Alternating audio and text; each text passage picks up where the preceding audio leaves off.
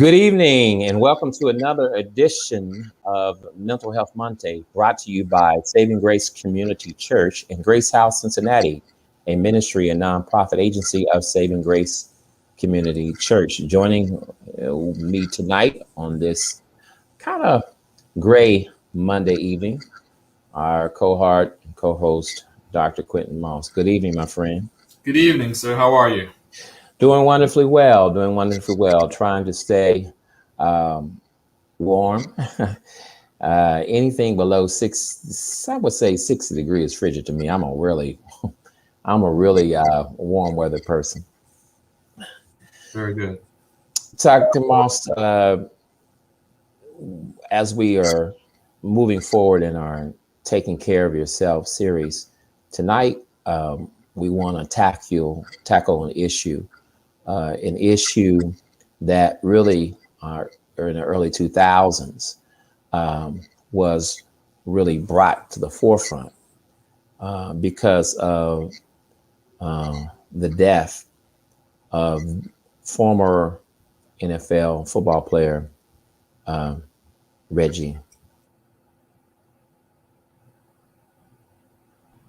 In North Carolina today, a preliminary autopsy said a little-known lung disease combined with other factors probably killed former football star Reggie White. White was just 43 when he died yesterday. The lung disease is called sarcoidosis, an inflammation that experts say is rarely fatal, especially in one so young. But White also suffered from another condition that could have played a role, one that is not at all rare and can be cured. Channel 2's Robert Honda has that report.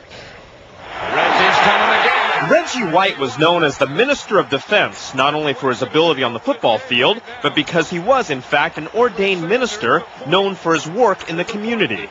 Outstanding human being, and besides being a great football player, we all know about him. He was just a great human being that had a tremendous influence on this country and the game. A preliminary autopsy report indicates the 43-year-old White died from a respiratory disease combined with other health problems, and that sleep apnea may have been a factor. My first thought was that it had to be sleep apnea. I couldn't think of any other thing that it would be. Dr. Rafael Pelayo is an associate professor at the Stanford Sleep Disorders Clinic. The clinic diagnoses and treats patients with sleep disorders or medical problems that may occur during sleep.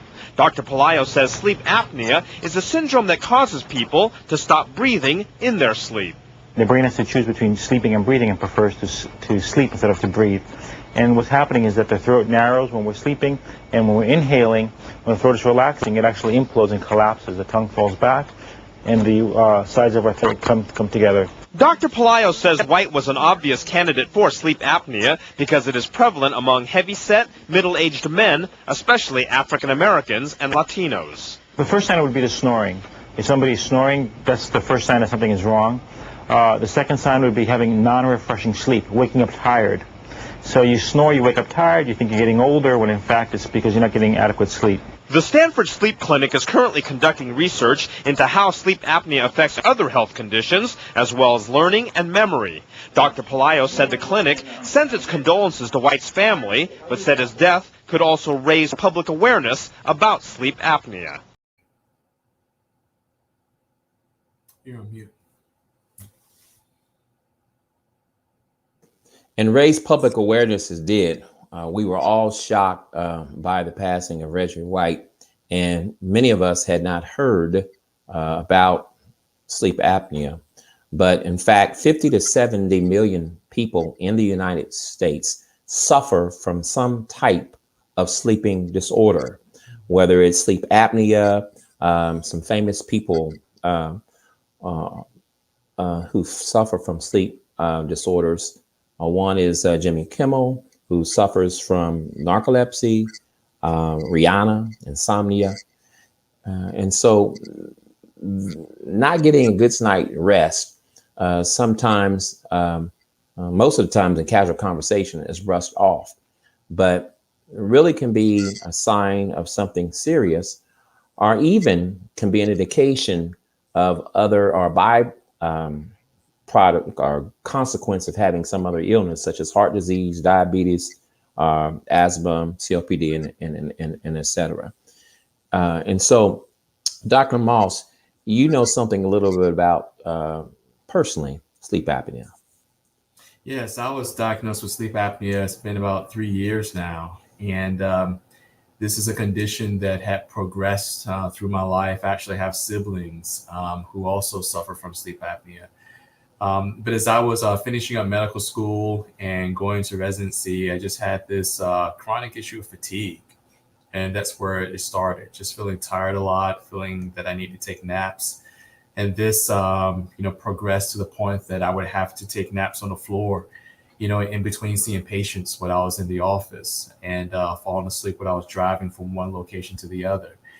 It really started to bring, further attention when my children would talk about, not wanting to take me on the campouts because I would be so loud with my snoring. Right. I wouldn't know that I was snoring. I Mhm. think that it came to a point where, I was being woken up because I was gasping at night, choking, and I would wake up in the morning and just have difficulty getting out of bed, being very dizzy. And then we got the sleep study done. And, what I would share with the viewers is that many people think that you have to go to a lab and sleep overnight to get the sleep study. But they've progressed now with technology in this medical space that you can bring the equipment home and you can sleep in your own bed and get the study done. And it shows that I have that, and it's been a life changer for me. Wow. My stamina has picked up a great deal. I wake up refreshed, able to tackle the day. I look forward to going to sleep as opposed to, worrying about what's going to happen overnight. So it's had a great deal of improvement on my mental health and my ability to execute with my team and my patients. So this is something, that's key. We kind of brush off sleep apnea, and we have a lot of people in our practice and, of course, in the community who suffer from this. But, sleep apnea actually takes years off your life. Sets you up for risk for pulmonary hypertension, coronary disease, stroke, obesity, right? Because when we're having these difficulty, releases certain chemicals in our bodies that set off inflammation and set off other hormones that cause us to gain weight. So it has a cascade of health issues associated with it. But unfortunately, I don't think that we share enough to our community to get screened and get treated.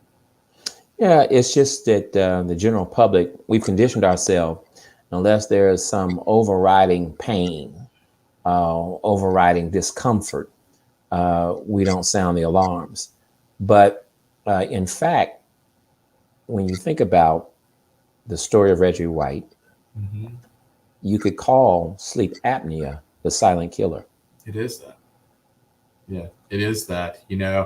As I mentioned, it shortens the lifespan. But if you have someone who has the combination of large body habitus, as he did, large frame, large neck width, and there are certain measurements in our oropharyngeal cavity that also take into consideration. But if you mix that with other health conditions, as far as heart disease, somebody have an underlying lung disease, and Lord forbid, if they're on very sedating medications, that can dramatically increase the risk of people having horrible outcomes of having sleep apnea. And so when you look at sleep apnea, basically it is a restriction of the airflow at night. Is that correct? So there are two types. There's the obstructive type, which you're describing, where we have restriction of the airflow, so air is not moving in and out. And so people have the apnea or lack of breathing. But there's also central sleep apnea, where the brain says, we're not going to give the signal to the muscles for them to have a respiration. Wow. Those are the two different types. And so it effectively, it affects disproportionately men as opposed to women, or does it affect them equally? I don't know about the proportion, but we do know that, having larger body habitus and obesity is a huge risk factor for it. And we're in a population now where we're increasing with obesity and sleep disturbance. So we're having more and more people at risk. So that there's potential and outliers that in the future that more will come down with this diagnosis because of the habits and behaviors of general population. growing up in a home, my oldest brother, we get a kick out of him going to sleep because sometimes it would be an adventure because he would get into some conversations and we didn't know who he was talking to.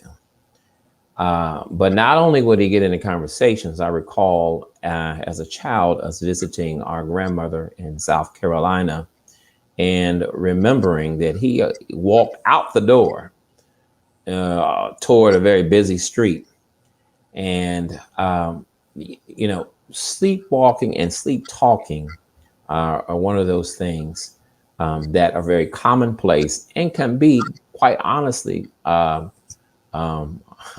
comical.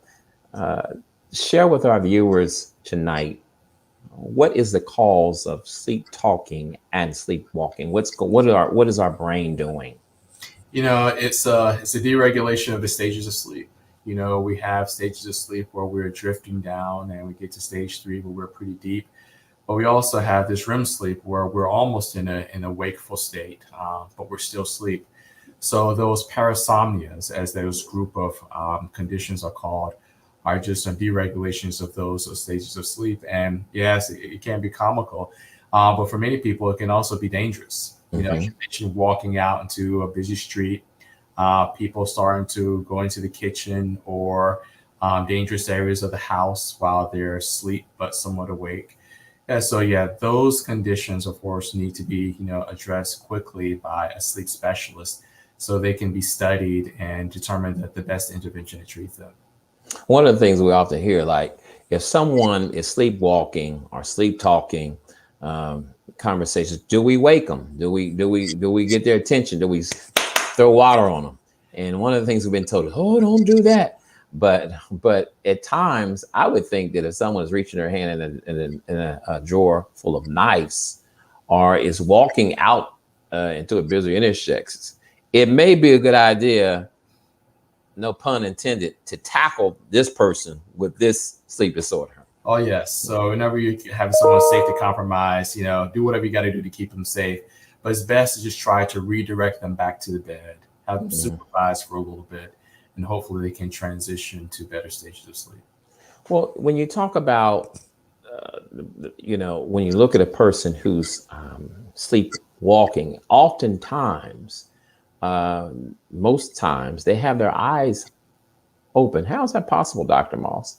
There are many people who actually sleep with their eyes open. They'll talk like I sleep with one eye open, one eye shut. Some people who are actually able to check out and still sleep with their eyes open. So it's not too uncommon. Yeah, I wonder because they say that some people, they've seen them sleepwalking and they'll wave their hand in front of them and there'll be no movement and they'll continue on progressing and walking as though they're not affected by what is around them. People will snap their fingers and there will be no reaction. But again, just like sleep apnea, I would think that one would not have a restful night of sleep if you're up walking around. No. But there are a lot of things that we do in our lifestyle that affect our quality of sleep. Some things that we have control over. Now, issues with sleep is probably one of the most common, denominators for a lot of mental conditions. We talk about anxiety, we talk about psychotic illness, mood disorders. All of them may have some aspect of deregulated sleep. But there are a lot of things that are within our control that would allow for us to be able to have healthy sleep, and being able to have healthy sleep, prolong our lifespans and perhaps, prevent us from having some other chronic diseases. Yeah, and you say there are what are some of the mental illnesses?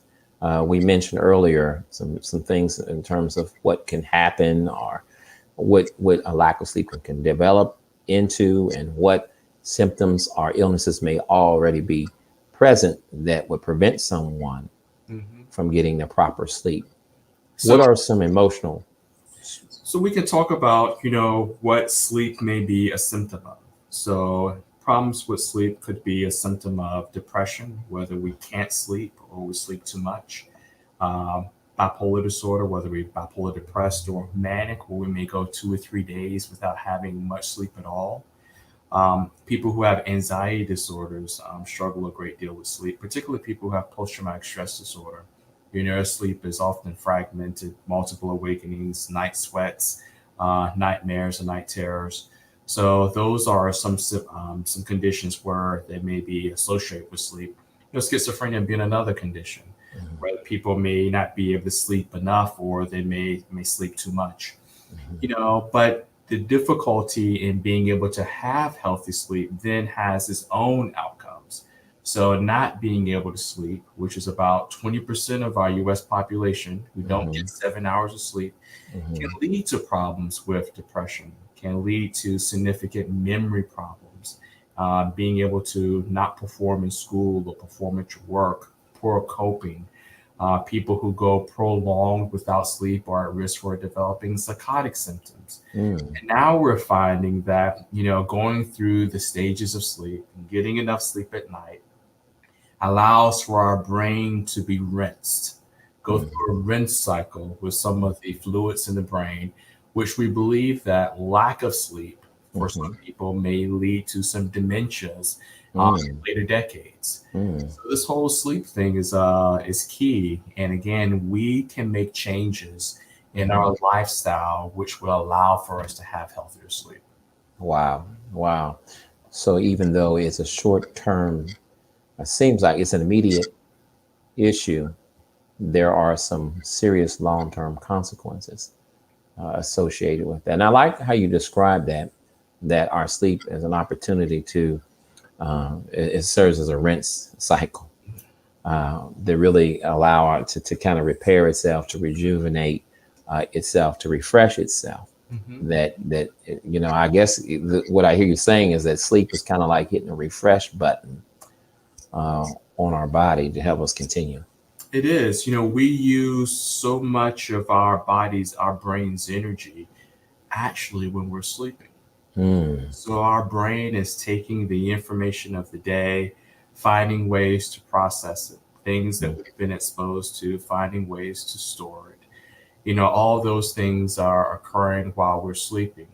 As a matter of fact, there's a way to get into a certain study pattern along with listening to certain brain waves that you can be able to store information even more efficiently.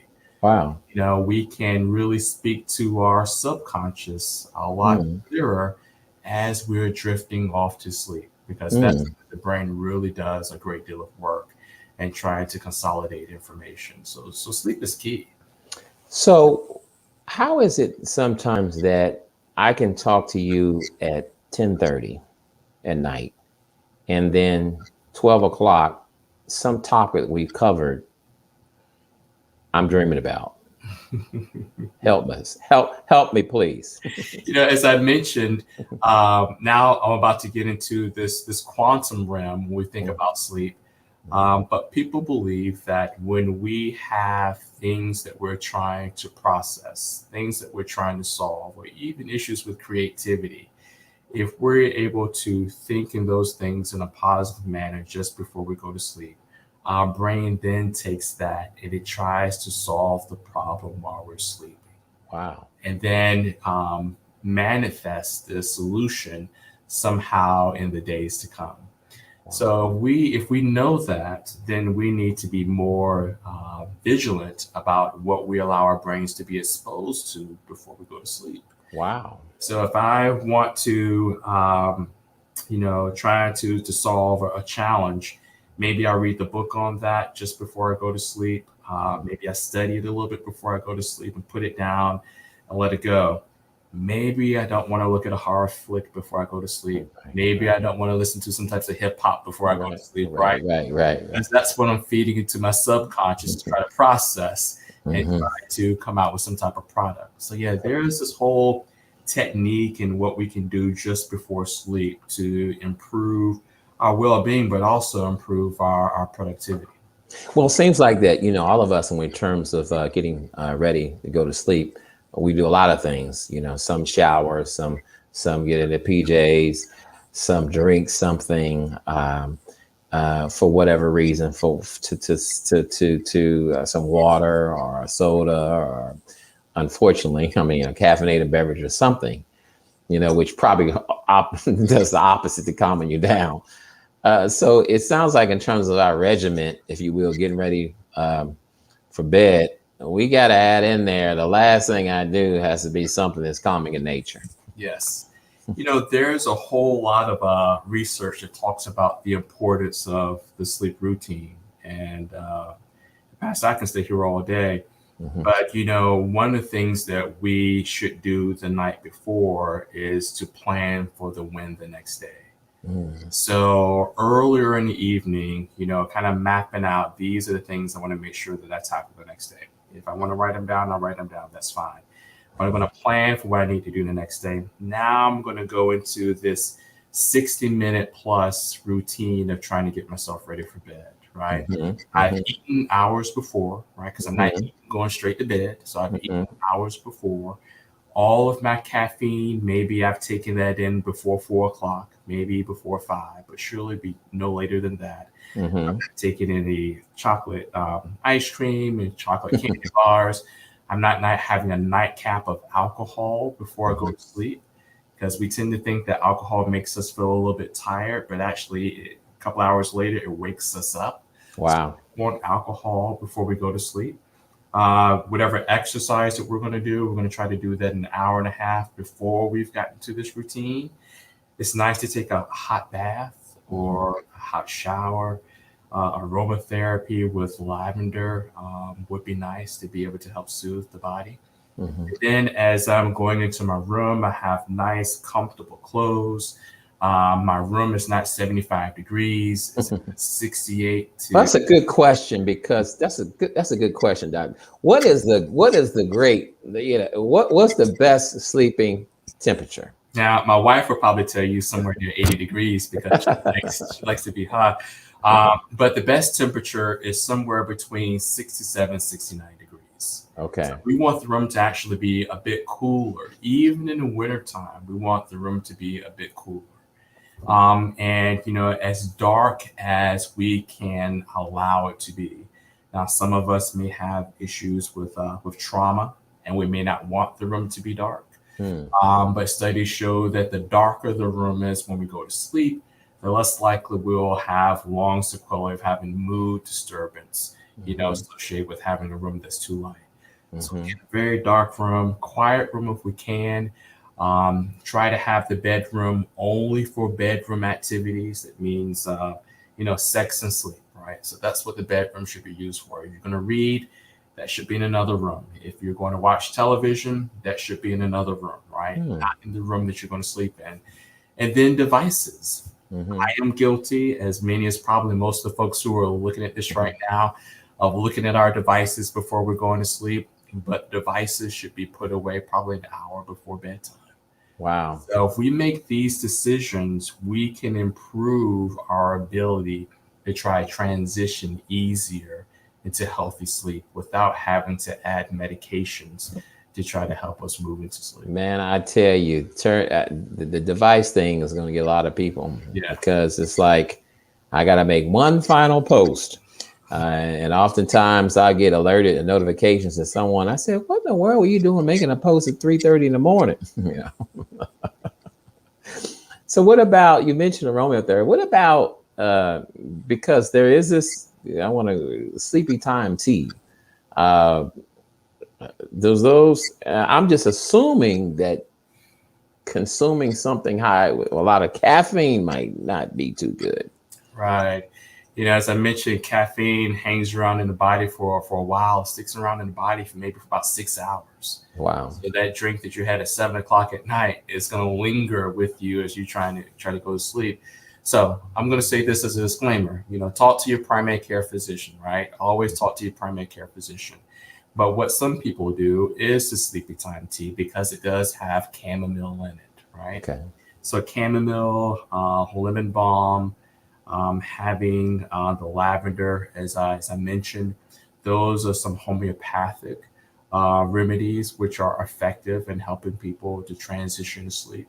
Some people take melatonin, and there's some controversy about how long you can use melatonin to try to help promote sleep. But for sure, the higher doses of melatonin that we take actually start to work against your ability to transition to sleep. So these are some things. Again, have some conversations with your primary care doctor in regards to some of those homeopathic remedies and your own health conditions. So can insomnia, or does insomnia in fact, is it related more to what we consume, or just a lack of maybe some underlying conditions, or just we just can't get to sleep? Because that seems to be very common, and that's one of the things that you will see on social media. Who's up, Yep. and So this is a number of things. So, if we're to think about our bodies and health conditions, you mentioned diabetes. People who have diabetic neuropathy, they tend to suffer more from, those sensations as they try to sleep at night. People who have restless leg syndrome, another condition that can keep people up at night. People who have breathing problems and have to be on oxygen, and some other things that make us feel uncomfortable physically. People who have chronic pain. So those things can keep us up. But, from a mental health standpoint, we mentioned depression and some other things, and I'll mention PTSD again, because many people who have been traumatized, unfortunately, many of their traumas happened at night. wow. So they tend to be more hypervigilant as they go into the darkening of the day and transitioning to night. So it makes it difficult for them to sleep. And again, there are medications and therapies for that.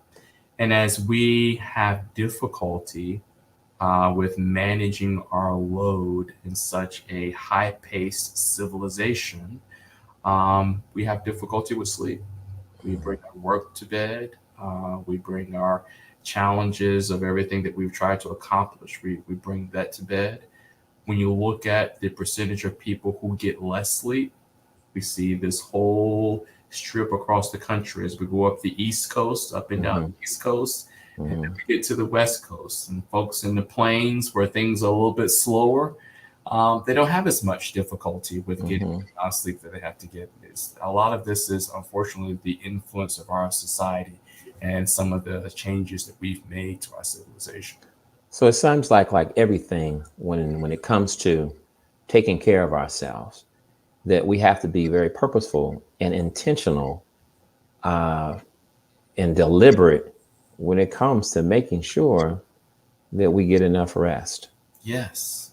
And I think that if we can keep our eyes on what could happen and what could be prevented, then we would be a little more forceful in making sure we got the proper rest. So many sleeping conditions. Jimmy Kimmel suffers again from narcolepsy, and I remember being a freshman at Ohio University and a freshman English class, and the first time I ever saw someone that had dealt with narcolepsy, and the girl next to me, we're sitting there and she falls out the chair. And it doesn't just happen one session, it happens 3 times. And I just remember how irritated the professor was, with no compassion, because whatever we were writing was interrupting his flow. And it really showed a lack of his knowledge and wanting to get to know why this young lady was falling out in the chair. Some disorders, they defy what seems to be normal and can be really bizarre. Tell us a little bit about narcolepsy. Narcolepsy has 2 or 3 different types, but what's common that we see are people who lose muscle tone. So they're sitting there, or they may be drifting off to sleep, but they suddenly lose tone or strength or the capacity to manage their muscles. So they may fall, they may slip out of a chair, just as you mentioned. And this is caused by one of the disruptions of the stage of sleep, stage 4 sleep. So generally, as we're transitioning to sleep, we go through stage 1, stage 2, stage 3, and stage 4.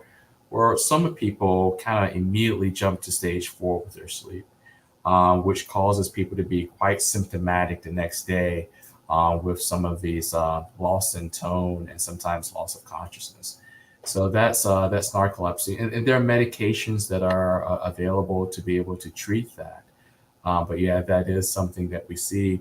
One of the things that is also fairly common, Pastor, is this thing of sleep paralysis, which is to the narcolepsy, where people may be transitioning to sleep and they start to feel as if they can't move their muscles, but they have the sensation that they're awake. So they may have hallucinations, hearing things, often loud sounds, or they may feel as if their body is falling, or they may feel briefly that they can't breathe. And that's also fairly common. And that condition, is also associated with brain changes, as narcolepsy is, but it's also related to a great deal of sleep deprivation and stress. Again, things that we can modify and adjust to help prevent us from having some of those symptoms. Wow. Well, Dr. Moss, as you said, as we've often said, you and I could go on all night, and but I know our viewers are, while appreciative, can only hang with us for a brief period of time. But again, we want to thank you. This is very informative, and so I'm hoping that those that are watching us now and those that will watch the replay of this broadcast in the upcoming days, and perhaps at a later day of our choosing that we decide to re-air it, will be helped and will be challenged to understand the seriousness of not getting enough sleep, and to know that there are treatments out there, Yes, and that they can overcome. And truly, they can, by getting enough rest, they can feel better. They can become better, and they can live better. To our guests, we wish you a good night. God bless you all.